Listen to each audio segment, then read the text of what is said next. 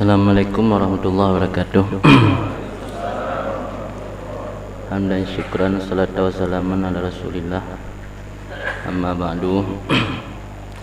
Jadi sebelum kita awali kitabnya, pertama boleh sampaikan bacut kitab yang kita kaji menaumu bernama dengan Dawabitul Maslahah fi Syariatil Islamiyah. Yang mana kitabnya merupakan disertasi dari seorang ulama besar yang bernama dengan Syekh Muhammad Said Ramadan Al-Buti, yang mana Syekh Ramadan Al-Buti beliau lahir 1921 di satu wilayah di provinsi Turki yang bernama dengan Butan. Di Buti yang nisbah kepada Butan yang ada di Turki. Kemudian karena tahun 1921 yang terjadi revolusi di Turki, yang mana kekhalifahan Utsmaniyah di Turki dihapus, dan tahun 1923 Turki resmi menjadi negara republik sekuler. Jadi Syekh Ramadannya oleh kurung syikatnya yang bernama dengan Mula Ramadan berhijrah ke Damsyik atau Damaskus, Syria. Jadi dasar gampung Syekh Ramadan Buti kan di Syria tapi urung Turki. Jadi hijrah ke Damsyik gara-gara terjadi revolusi di Turki, yang mana dari berokan khilafah Utsmaniyah sudah beralih menjadi negara republik sekuler.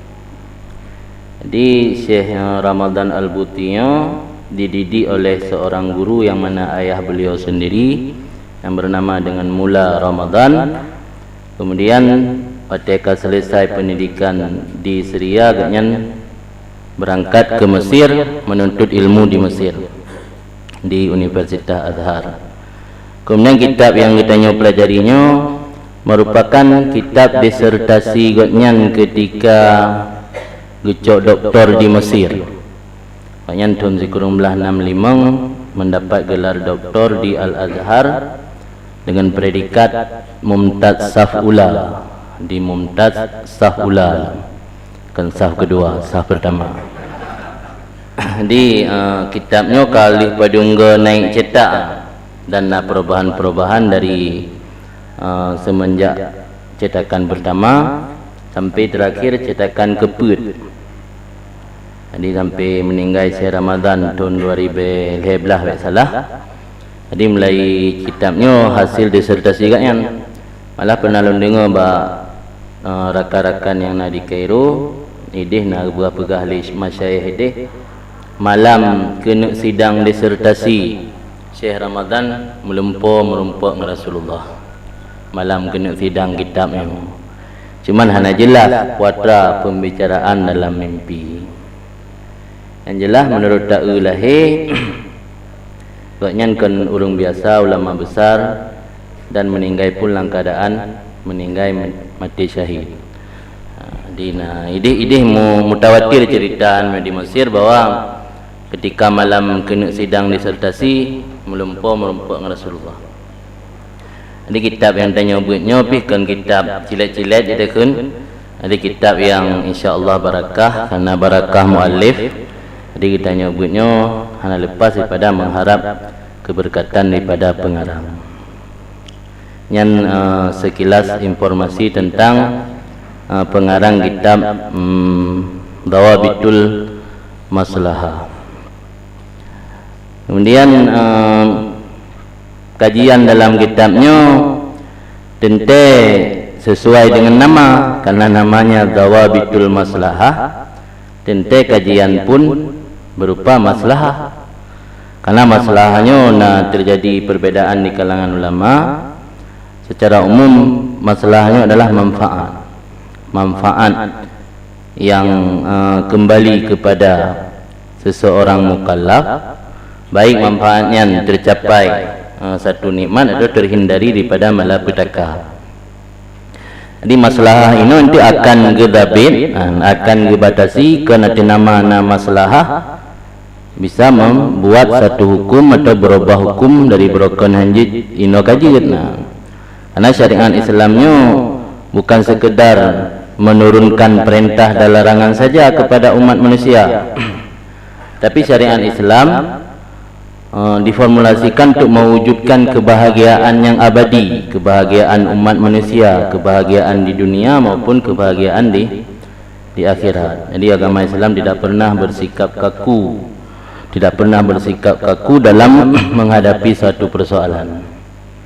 Jadi Islam memandang setiap persoalan dari berbagai perspektif, baik dari berbagai sudut pandang, berbagai perspektif atau berbagai sudut pandang.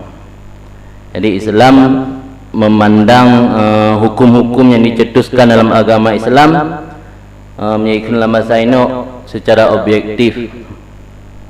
Atau masalah ilmu kooperatif, komprehensif yang lepatra duma. Kaya agama Islamnya hana kaku kan lagi yang didengungkan oleh sebahagian kelompok. Di Islamnya hana radikal.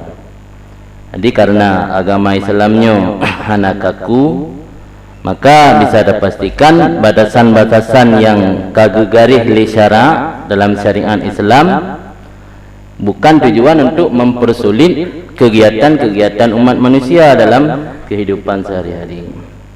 Malah sebaliknya, syariat Islam ditetapkan dengan tujuan untuk mendatangkan suatu faedah ataupun maslahah, manfaat, kebaikan dan kepentingan bagi seluruh umat manusia.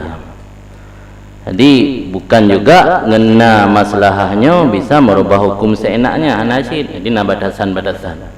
Batasan untuk maslahat yang dibolehkan dalam agama, batasan maslahat yang tidak dibenarkan dalam agama. Jadi dhawabitul maslahatnya untuk mempelajari supaya kitanya udah tupu sebatas mana batasan-batasan maslahat yang diperhitungkan atau boleh dijadikan sebagai alasan dalam syariat Islam.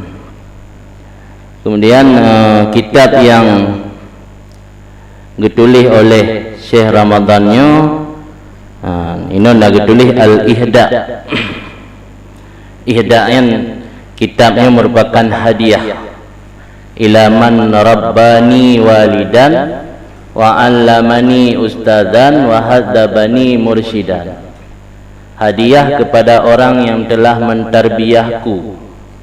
Beliau adalah seorang ayah dan mengajari aku. Beliau seorang ustaz dan mentahdzib aku. Beliau seorang mursyid. Jadi hadiah yang ditujukan dengan gekarang kitabnya pertama kepada orang tua. Siapa orang tua Syekh Said Muhammad Said Ramadan, yaitu Mula Ramadan. Mula Ramadan adalah orang yang mentarbiyah Syekh Said Ramadan, orang yang mentaklim dan orang yang mentahdzib. Di sini mengisyaratkan bahwa kita perlu kepada guru bukan hanya guru taklim saja, tapi juga guru tahdzib. Karena kalau guru taklim hanya mengajar tentang halal dan haram, tidak pernah mendidik kita untuk tazkiyatun nufus, maka perlu kepada guru tahdzib. Nasyaikut taklim, nasyaikut tahdzib, malah pada tempat lain nasyaikul futuh. Syaikul futuh membuka hati seseorang sehingga datang kepada Allah. Yang syekh futuh harus gure yang katuk makam arif. Di nasyekh taklim lagi tanya sekedar purno halal haram kan. Gimana cara sah ibadat, gimana cara muamalat yang halal, pupu perkara yang diharamkanlah agama. Yang syekh taklim lagi. Syekh tahdzib nya harus mengajarkan tasawuf, harus mengajarkan akhlak. Yang syekh tahdzib, yang syekh futuh yang drog berkata hal memang kibang ni pahah gop. Kan syekh futuh. Jadi hadiah pertama beliau tujukan kepada seorang yang beliau agungkan, yang orang tersebut multilenta. Pertama walidan, ustadzan, mursyidan. Di tempat mana? Jadi orang syik ke walidan pinyo, ustaz pinyo, mursyid pihyo. Kadang urang si tanya ladem walidan to. Kana ustadan hana mursidan. Dia musapat mandum. Wa akhadha bi yadi khilala dzalik ila sabilit taufiq fi jami'il a'mal, dan memegang dengan tanganku dalam celah-celah demikian kepada jalan taufik pada seluruh amal. Siapa dia? Walidi, orang tuaku.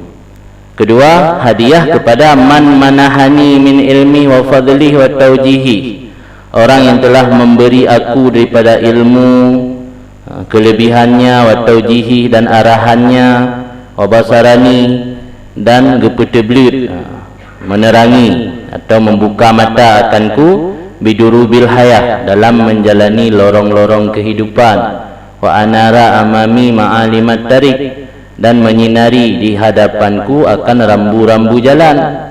Siapa beliau? Al-Murabbil Kabir Syekh Hasan Habnakah Al-Midani, itu ustazi. Berarti Syekh Ramadan gekarang kitabnya walaunya sebagai disertasi katnya, syarat untuk mendapat gelar doktor, tetapi nya merupakan hadiah. Pertama hadiah ke urang si yang merangkap, urang si gure dan mursyid. Yang kedua hadiah ke gure katnya, iaitu Syekh Hasan Habnakah Al-Midani. Ini tengok puasa yang jadi cak itibar. Demno kata beri dia 12 tahun punah tabi hadiah ke urang si. Jadi dia ada kemarang punah lain yang bisa menjadikan hadiah istimewa ke urang si, yang kau habis peng gak kira kita nyo lambut bertonton ni dia. Apalagi miana hadiah kapu yang nacik mengecewakan. Jadi kahai tabi hadiah minimal baik sampai mengecewakan.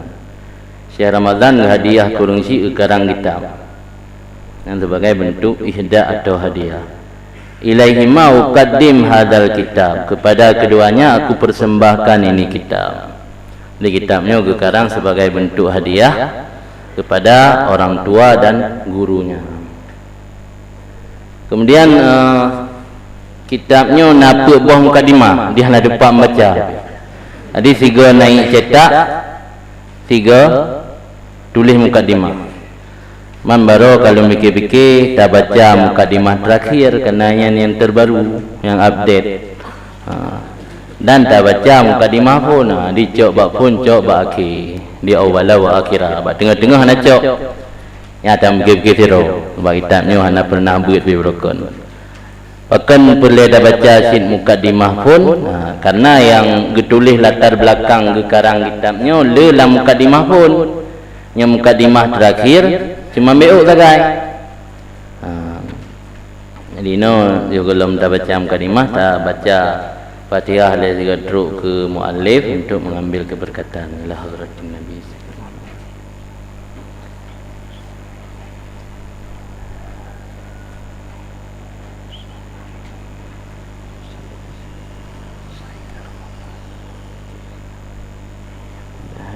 وكل نية صالحة أجمعين. الفاتحة.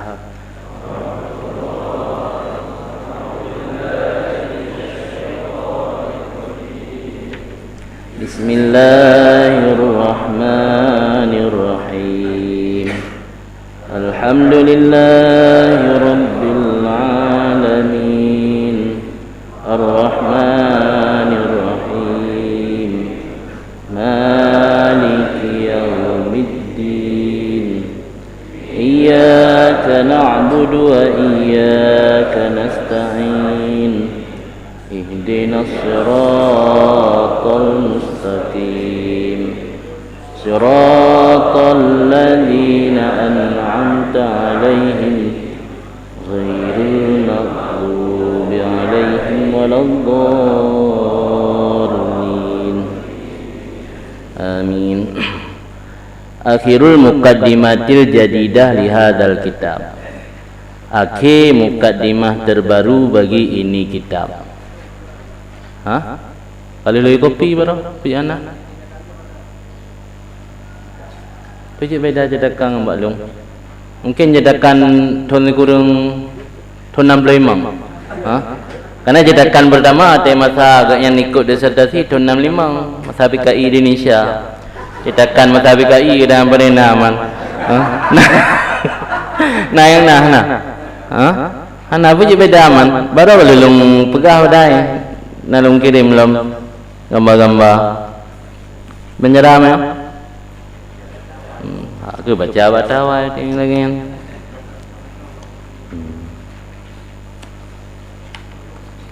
Padahal ini penting tak no, sebab nak kena pegah perbezaan pandangan dalam perkembangan program tentang akademi ilmiah Islam.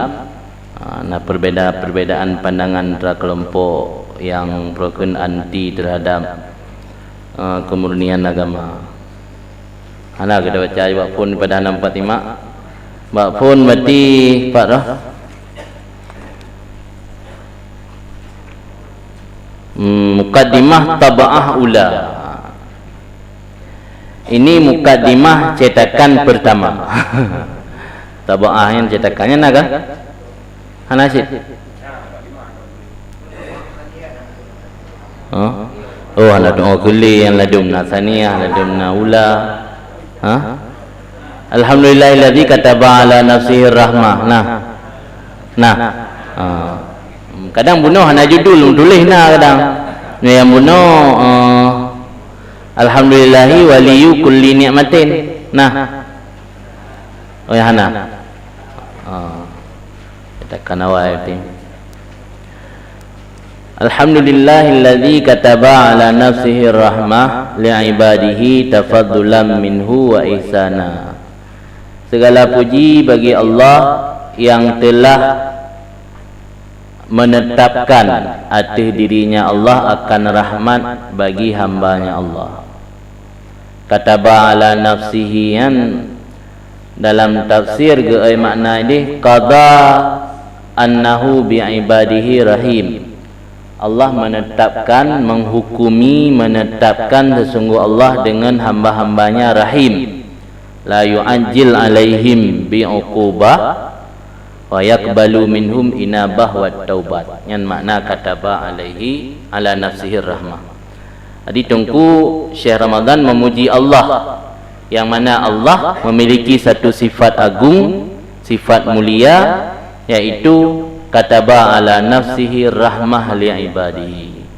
Apa makna kataba ala nafsihi rahmah? Qada annahu bi ibadihi rahimun. Allah menetapkan sesungguhnya Allah rahim bi ibadihi.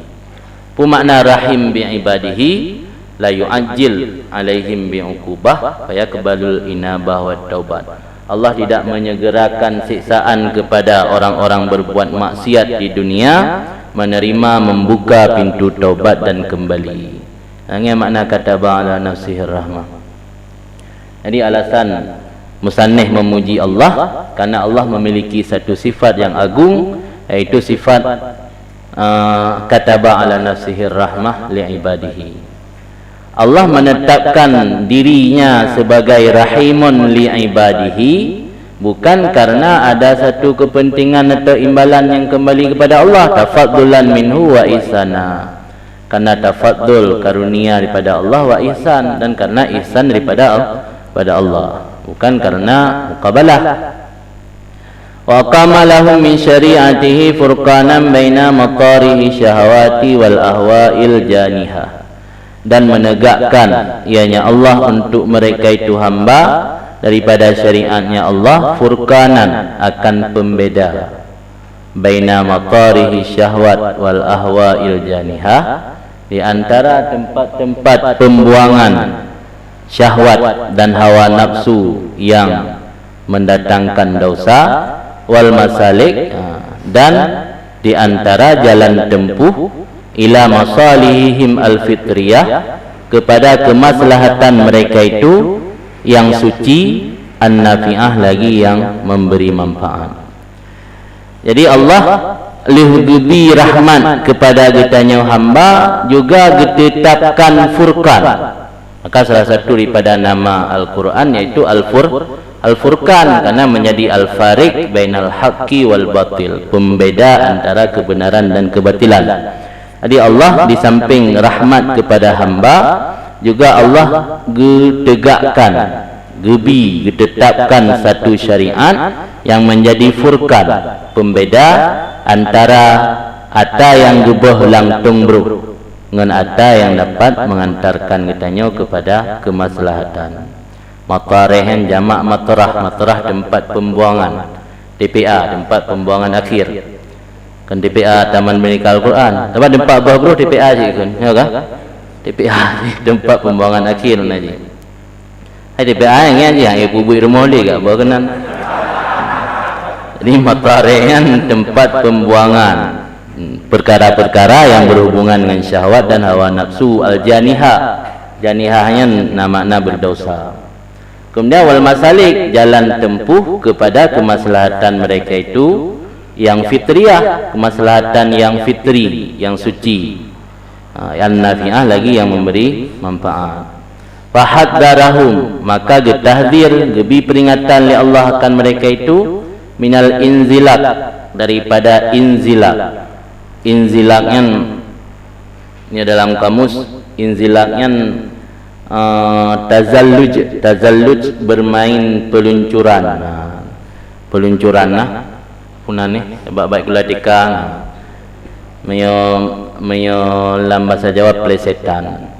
Maka ketika dalil-dalil agamanya diseluncurkan kepada jalan kebenaran, maka akan kadi pleset. Jadi inzilaknya plesetan, jadi mempleset kebenaran kepada kebatilan. Jadi Allah haddarahum, tahdir ke warning, ke peringatan, memberi peringatan ianya Allah akan mereka itu daripada inzilak, daripada plesetan, tergelincir atau meluncur. Karena makna inzilak bermain peluncuran, makna inzilak. Tapi maksud inzilak ini orang yang meluncurkan dalil-dalil agama. Lagi buat orang pemahaman liberal. Maka gebi peringatan Allah akan mereka itu daripada inzilak, daripada terpleset fil ula pada masa-masa pertama. Wahadahum, ulayan kan masa pertama matarihi syahwat. Dia tu kena benar furqan baina matarihi syahwat wal masalik ila masalihi. Ula maksudnya ke matarihi syahwat. Jadi warning gebi peringatan oleh Allah daripada terjadi pelesetan fil ula pada tempat-tempat pembuangan syahwat, dan kepetunjuk oleh Allah akan mereka itu kepada mengikuti masalikil ukhra, jalan-jalan tempuh yang lain yang dapat mengantarkan kepada kemaslahatan. Wa amarahum ayyabtahu bidzalika kulli ad-dar al-akhirah. Dan perintah oleh Allah akan mereka itu akan bawa menuntut, mengharap oleh mereka itu bidzalika, dengan demikian semuanya akan negeri akhirat. Jadi dalam melakukan syariat, memandum berharap untuk ke akhirat, bertujuan untuk dunia. Wa ayyam hadu kasdahum, dan bahwa menuluskan yamhadu dari mahdah murni, khalis. Yamhadu tulus mereka itu, kasdahum akan kasat mereka itu ila mardatillah wahda, pada mencari keridhaan Allah semata-mata. Hatta yatahaqqaqa fihim ta'abbud lillah ihtiyaran, sehingga pasti pada mereka itu oleh ta'abbud lillah, menghambakan diri bagi Allah, ihtiyaran secara sukarela, bukan paksaan.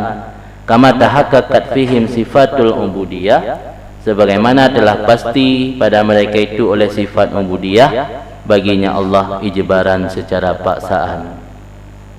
Jadi di sini ada dua makam, yaitu makam ta'abbud dan makam ubudiyah. Ta'abbud takallub sama dengan makna ibadat. Namanya ta'abbud menunjukkan dalalah kepada takalluf. Beda ibadat dengan ubudiyah. Ibadat atau ta'abbud tazallul lillah, menghinakan diri, tunduk dan patuh kepada Allah, yang ta'abbud.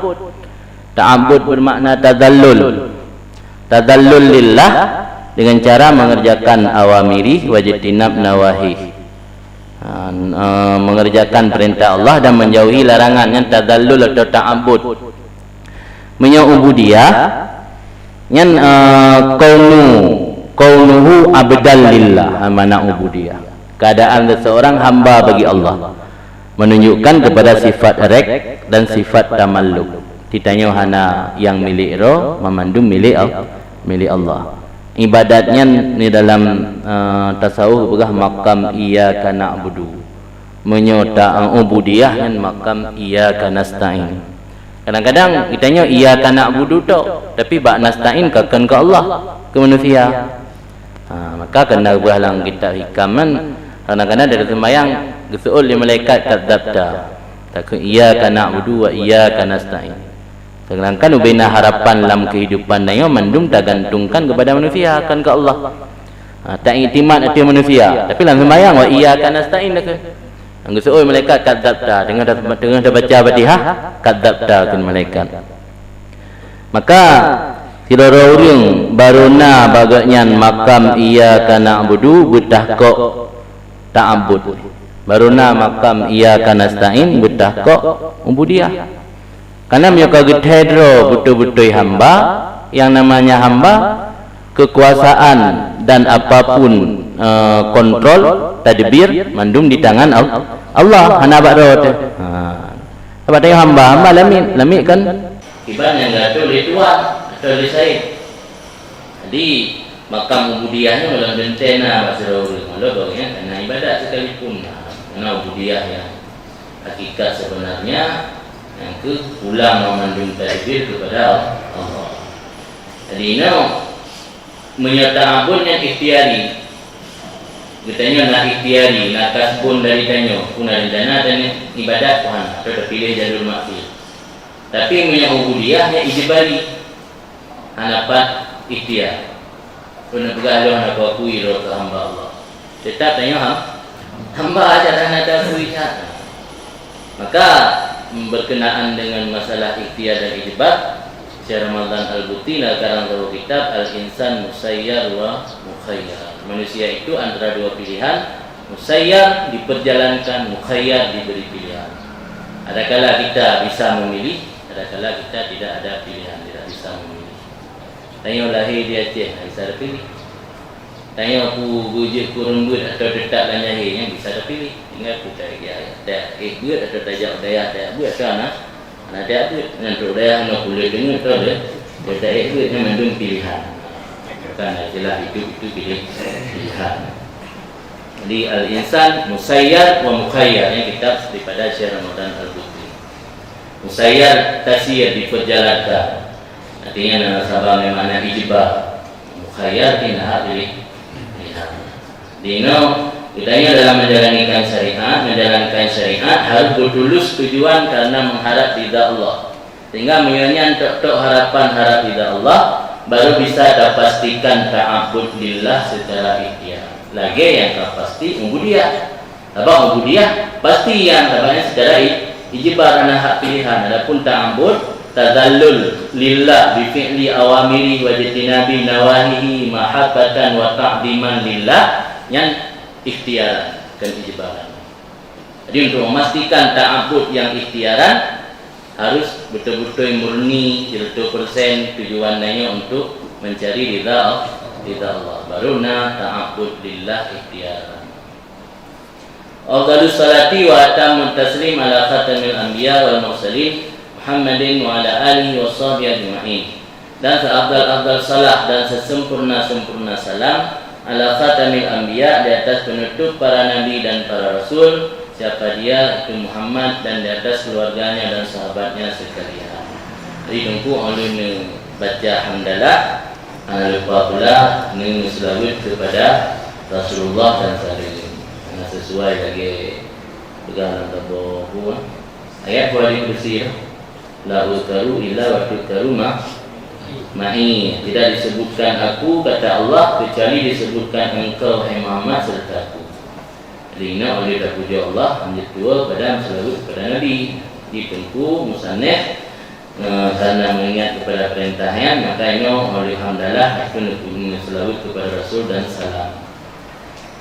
Kemudian wa as'aluhu subhanahu wa ta'ala ayunira amami sabila, dan lelaki akan Allah maha suci Allah dan maha tinggi ayunira nur cahaya, anara yuniru ayunira amami, bahwa gebi cahaya amami di hadapan lun, sabila akan jalan, ilama ana bisadade kepada perkara yang bermula lun, itu dengan maksudnya perkara. Pada maksud mengkubun sekarang kita bahwa itu masalah hari lelaki Allah bergebi jalan, bergepetrang jalan sampai tepuh jalan yang ingin ditempuh Syekh Ramadan, itu sekarang kita bahwa itu masalahnya bergesinari oleh Allah jalan di hadapan ilama ana bisadade kepada barang yang lun dengan tujuannya, bikabsin min hadiyah, bikabsin, kapsinnya mengutip iktibas dalam ilmu balaghah, dan kutip ayat ataupun hadis dalam, terutama dalam syair iktibas kan, bikabsin dengan mengutip atau dengan berpangkal min hadis pada petunjuknya Allah, wa nafatin min taufiqi, dan dengan anugerah daripada taufiknya Allah. Jadi oleh Syekh Ramadan dilaki Allah yang akan dilakukan itu dalam melanjutkan karangan kitab Dawabitul Masalahnya, Allah beri petunjuk, Allah sinari jalan keganya, sehingga yang tulisnya berpangkal atau berkutip dari dasar petunjuk Allah, kan dari dasar hawa nafsu, dan dari pemberian nafahahnya atiyah, pemberian daripada taufik Allah, hatta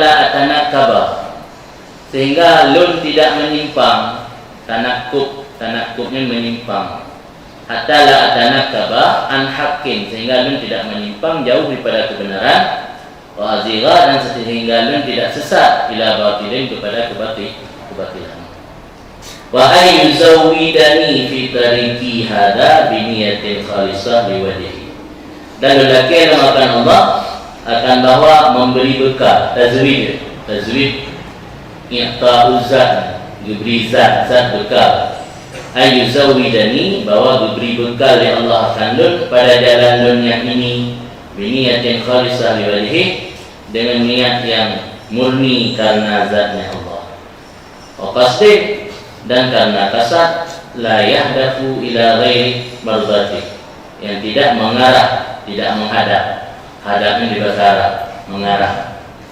hadapo, araho, la yahdafu, tidak mengarah, ila ghairi mardati, kepada selain keridaannya Allah, hatta la yadilla sa'i haba'an, sehingga tidak tersesat usahaku menjadi debu berterbangan, tidak ada guna.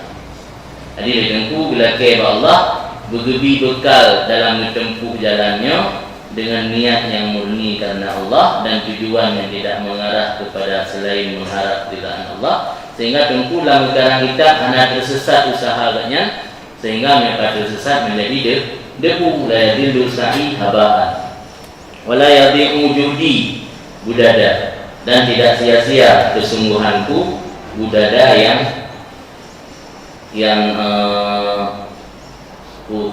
budaknya berserakan, hancur, hana berkeping-keping. Jadi tidak sia-sia usahaku budada dalam keadaan berkeping-keping. Jadi hana berkumpul, karena mereka hana berkumpul, hana memperang kan, mereka berserakan. Budaknya menajiri kata kokoh. Kama a'zamuha tijarah rabiha kulli amalin kama ala asasi min kasbi wajhillahi wahda. Maka alangkah agungnya tijarah perniagaan yang beruntung, setiap amal yang berdiri atau sebut ianya amal atau pondasi daripada kasat zat Allah SWT. Fi ta'ajub. Jadi alangkah agung, alangkah besar usaha yang mendapat keuntungan yang didasari atas kasat karena Allah. Ini kalau usaha kita pengen, usaha untuk mencari pahala akhirat, keridaan Allah. Ini tujuan karena semata-mata dari Allah. Ini paling layak usaha yang beruntung. Wa ma adiyamuha, dan alangkah sia-sianya usaha safakah khasirah, safakah akad yang rugi, kulli sa'in titik usaha istahdafa ghaira dzalik, yang diperhadap ianya seseorang akan selain demikian dan Allah SWT. Pandai usaha yang dihadap kepada selain dan Allah, min zukhrufid dunia, daripada keindahan dunia dan perhiasannya dunia. Akhirnya nanti hukum kita kan tak boleh hukum.